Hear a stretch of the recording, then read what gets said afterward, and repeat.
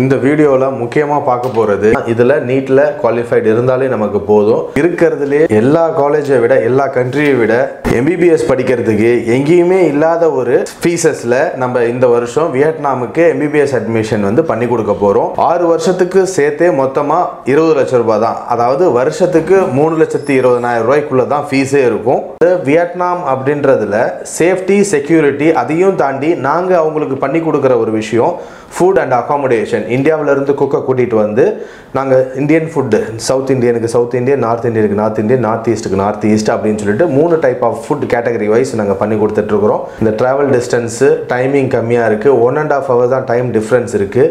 இதையும் தாண்டி ஏன் ஸ்டூடெண்ட்ஸ் வந்து வியட்நாமுக்கு வந்து படிக்கணும் அப்படின்னா, ஸோ கிளைமேட் கண்டிஷன்ஸ் வைஸ் பார்த்தீங்கன்னா சேம் ட்ராபிக்கல் கிளைமேட் தான். நமக்கு சம்மர், வின்டர், ரெய்னி அப்படின்னு சொல்லிட்டு கிட்டத்தட்ட இந்த 3 summer season, winter season, rainy சீசனை தான் கொண்டு வந்திருக்கும். வியட்நாமையும் சேம் இதே கிளைமேட் கண்டிஷன் தான். கம்ப்ளீட்டாக அங்கே வியட்நாமில் வரும்போது வித்தின் 1 or 2 days அவன் வந்து வியட்நாமில் தான் இருக்கான் அப்படின்ற இதை வந்து மறந்துட்டு இந்தியாவில் இருக்கிற மாதிரியே ஒரு அடாப்டேஷனுக்கு ஸ்டூடெண்ட்ஸ் எல்லாருமே வந்துடுறாங்க. இது வரைக்கும் போன ஸ்டூடெண்ட்ஸும் அப்படி தான் இருக்கிறாங்க. டைனாம் யூனிவர்சிட்டியோட இன்டர்நேஷ்னல் ஹாஸ்டலில் நம்ம இப்போ இருக்கிறோம். ஸோ இங்கே வந்து பார்த்தீங்கன்னா இது இப்போ 6 ஷேரிங் ரூம்ஸ் இது. ஸோ இண்டிவிஜுவல் காட்டு, பங்கட் காட் இருக்குது. ஸ்டூடெண்ட்ஸுக்கு எல்லா ஃபெசிலிட்டிஸ் இருக்குது.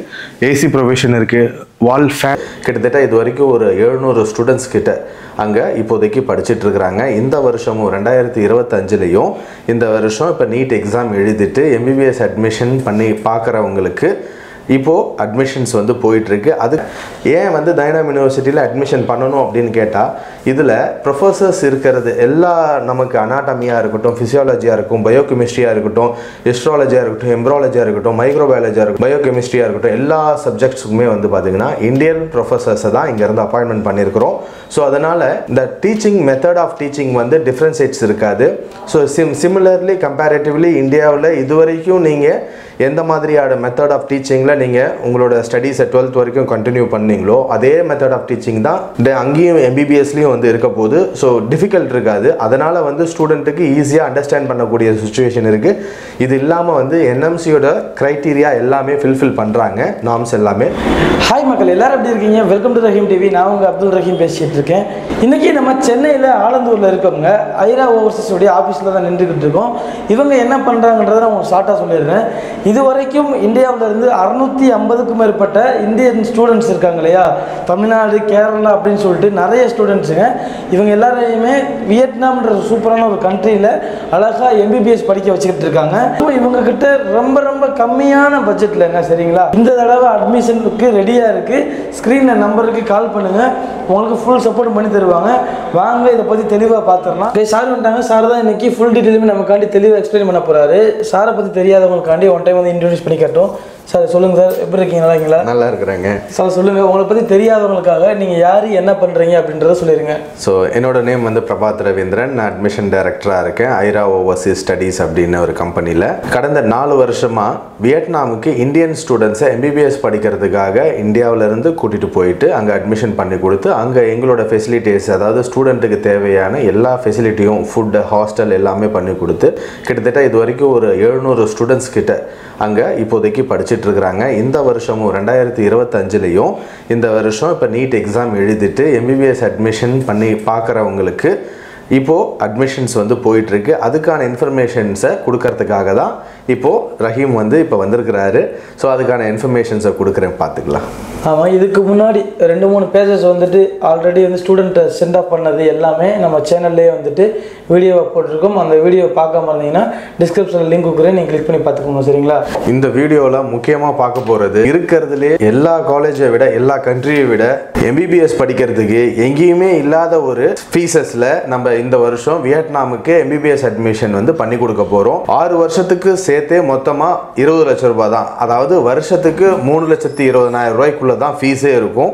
இதை பற்றி தான் இந்த வீடியோவில் இப்போ பார்க்க போகிறோம். ஸோ யாரெல்லாம் வந்து 2025ஓட நீட் எக்ஸாம் எழுதி கடந்த 2 வருஷமாக 3 வருஷமாக கூட நீட் ரிப்பீட் எழுதி வெயிட் பண்ணிட்டு இருக்கலாம், உங்களுக்கு சூட்டபிள் ஆகிற ஃபீஸஸில், அதாவது நீங்கள் எதிர்பார்க்கக்கூடிய ஃபீஸஸ் ஆவரேஜாக வருஷத்துக்கு ஒரு 3 லட்சம் ரூபா, 3.25 லட்சம் ரூபாய் இருந்தால் என்னால் ஃபீஸ் கட்ட முடியும்னு சொல்லி எதிர்பார்த்துட்டு இருக்கீங்களா? உங்களுக்கான வீடியோ தான் இது. ஓகேங்க சார். இப்போ 20 லட்ச ரூபா ரொம்ப ரொம்ப கம்மி அப்படின்னு சொல்கிறீங்க. இப்போ இங்கே இந்தியாவில் வந்து ஃபீஸ் ஸ்ட்ரக்சர் வந்து எப்படி தான் இருக்குது, அதை பற்றி சொல்லிடுங்க. ஓகே, பொதுவாகவே எல்லாருக்கும் தெரியும் எம்பிபிஎஸ் படிக்கணும் அப்படின்னா இந்தியாவில் அதுவும் தமிழ்நாட்டில் முக்கியமாக உள்ள ஒரு மார்க் பேசிஸில் தான் அட்மிஷன்ஸ் கிடைக்குது. கவர்மெண்ட் சீட்ஸை தவிர்த்து private universities, deemed universities, private medical காலேஜஸில் எல்லாத்துலேயுமே கவர்மெண்ட் கோட்டாவாக இருந்தாலும் சரி minimum 8 lakh and above. Deemed யூனிவர்சிட்டியில் வந்து 20 லட்ச ரூபாய் அதுக்கு மேலே தான் வந்து ஃபீஸே இருக்குது. 20 லட்ச ரூபாய்க்கு மேலே தான் இந்த ஃபீஸ் இருக்குன்னு எல்லாருக்குமே ஸ்டூடெண்ட்ஸுக்கு தெரியும். ஏன்னா கண்டிப்பாக அவங்க எம்பிபிஎஸ் நீட் எழுதுறாங்கன்னா எம்பிபிஎஸ் ஜாயின் பண்ணுறதுக்காக எல்லாத்தையும் விசாரிச்சிருப்பாங்க. ஸோ அவங்களுக்கு கண்டிப்பாக இந்த எம்பிபிஎஸ் கோர்ஸ் வியட்நாம் கண்ட்ரியில் இந்த ஃபீஸ் அஃபோர்டபுள் ஃபீஸில் பண்ணணும்னு சொல்லிட்டு இருக்கிற எல்லாருக்குமே வந்து இந்த வியட்நாம் கண்ட்ரியில் உள்ள டைனாம் யூனிவர்சிட்டி கண்டிப்பாக யூஸ்ஃபுல்லாக இருக்கும். பிகாஸ் இந்த காலேஜில் ஒரு வருஷத்துக்கே 3 லட்சம் ரூபா 3.25 லட்சம் ரூபாய்க்குள்ளே தான் ஃபீஸே இருக்குது. ஆமாங்க, இப்போ இந்த அளவுக்கு கம்மியான ஃபீஸில் அதுவும் முழுக்க இவங்களுடைய கண்ட்ரோலில் ஆல்ரெடி வந்துட்டு ஒரு 650க்கு மேற்பட்ட ஸ்டூடெண்ட் வந்துட்டு சக்ஸஸ்ஃபுல்லாக படிச்சுக்கிட்டு இருக்காங்க. அதே மாதிரி தாங்க இந்த 2025க்கு வந்துட்டு நீட் எக்ஸாம் ரிசல்ட்டும் வரப்போகுது. இப்போ அட்மிஷன் வந்து ஓப்பனில் இருக்குது. சரிங்களா, நீங்கள் இப்போவே ஸ்க்ரீனில் இருக்கிற நம்பருக்கு கால் பண்ணுங்கள். உங்களுக்கு A to Z ஸ்டார்டிங்லேருந்து முடிகிற வரைக்கும் உங்களுக்கு ஃபுல் சப்போர்ட் பண்ணி தரதுக்கு ரெடியாக இருக்காங்க. ஓகேங்க சார், இப்போ சொல்லுங்கள், இப்போது நீங்கள் சொன்னீங்க இல்லையா காலேஜ், அந்த காலேஜை பற்றி டீட்டெயிலாக சொல்லுங்கள். ஸோ ஃபஸ்ட்டு காலேஜ் இன்ஃபர்மேஷன் கொடுக்கறத விட நான் பண்ணுறது வந்து வியட்நாம் அப்படின்ற ஒரு கண்ட்ரியில் தான் எம்பிபிஎஸ் அட்மிஷன்ஸ் வந்து நாங்கள் பண்ணி கொடுத்துட்ருக்குறோம். ஸோ வியட்நாம் கண்ட்ரி அப்படின்னு பொதுவாக சொல்ல போனால் வியட்நாம் அப்படின்றது 100% சேஃபஸ்ட் கண்ட்ரி, செக்யூர்டு கண்ட்ரி. அதனால தான் ஸ்டூடெண்ட்ஸ் எல்லாருமே வந்து இது வரைக்கும் எந்த ஒரு ப்ராப்ளமும் இல்லாமல் அங்கே வராங்க. ரெண்டாவது, இந்தியாவில் இருந்து ட்ராவல் டிஸ்டன்ஸ் அப்படின்னு பார்க்கும்போது 4 hour ட்ராவல் ஜேர்னி டைம் தான்.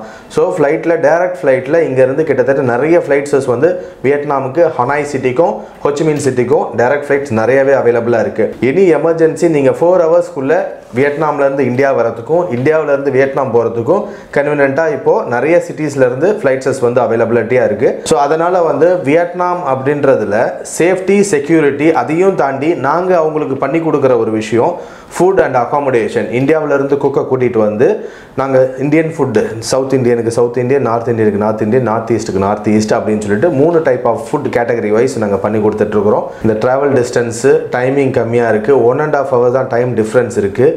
இதையும் தாண்டி ஏன் ஸ்டூடெண்ட்ஸ் வந்து வியட்நாமுக்கு வந்து படிக்கணும் அப்படின்னா, ஸோ கிளைமேட் கண்டிஷன்ஸ் வைஸ் பார்த்தீங்கன்னா சேம் ட்ராபிக்கல் கிளைமேட் தான். நமக்கு சம்மர், வின்டர், ரெய்னி அப்படின்னு சொல்லிட்டு கிட்டத்தட்ட இந்த 3 summer season, winter season, rainy சீசனை தான் கொண்டு வந்திருக்கும். வியட்நாமையும் சேம் இதே கிளைமேட் கண்டிஷன் தான்.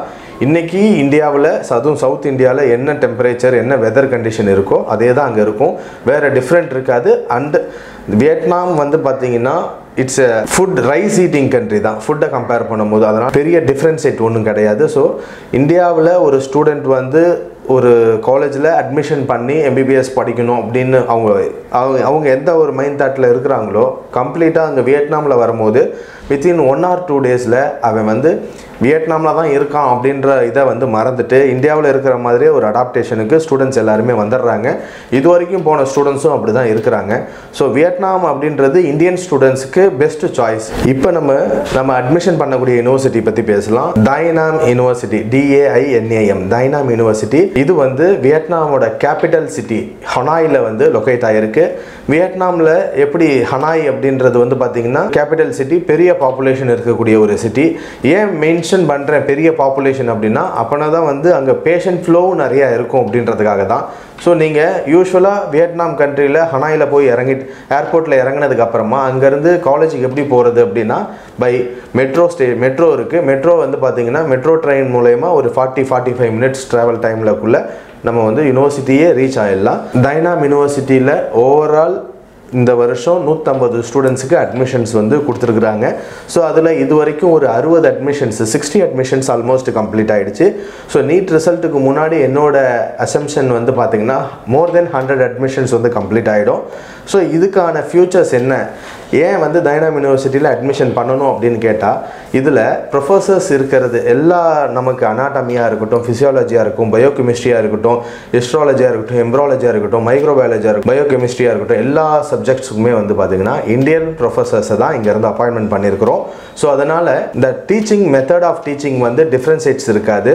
ஸோ சிமிலர்லி கம்பேரிட்டிவ்லி இந்தியாவில் இது வரைக்கும் நீங்கள் எந்த மாதிரியான மெத்தட் ஆஃப் டீச்சிங்கில் நீங்கள் உங்களோட ஸ்டடீஸை 12th வரைக்கும் கண்டினியூ பண்ணீங்களோ அதே மெத்தட் ஆஃப் டீச்சிங் தான் அங்கேயும் எம்பிபிஎஸ்லேயும் வந்து இருக்க போகுது. ஸோ டிஃபிகல்ட் இருக்காது. அதனால் வந்து ஸ்டூடெண்ட்டுக்கு ஈஸியாக அண்டர்ஸ்டாண்ட் பண்ணக்கூடிய சுச்சுவேஷன் இருக்குது. இது இல்லாமல் வந்து என்எம்சியோட க்ரைட்டீரியா எல்லாமே ஃபில்ஃபில் பண்ணுறாங்க, நார்ம்ஸ் எல்லாமே. ஸோ நாங்கள் அதனால் வந்து வியட்நாம் கண்ட்ரியில் டைனாம் யூனிவர்சிட்டியில் அட்மிஷன்ஸ் வந்து எல்லா ஸ்டூடெண்ட்ஸுக்கும் இந்த வருஷம் அட்மிஷன் பண்ணி கொடுத்துட்ருக்குறோம். என்எம்சியோட நார்ம்ஸ் அப்படின்னு சொல்ல போனால் ஓவரால் இது கோர்ஸ் டியூரேஷன் 6 year ப்ரோக்ராம்.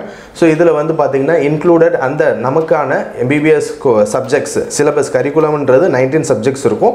அது எல்லாம் அதே சேம் 19 சப்ஜெக்ட் தான் வருது.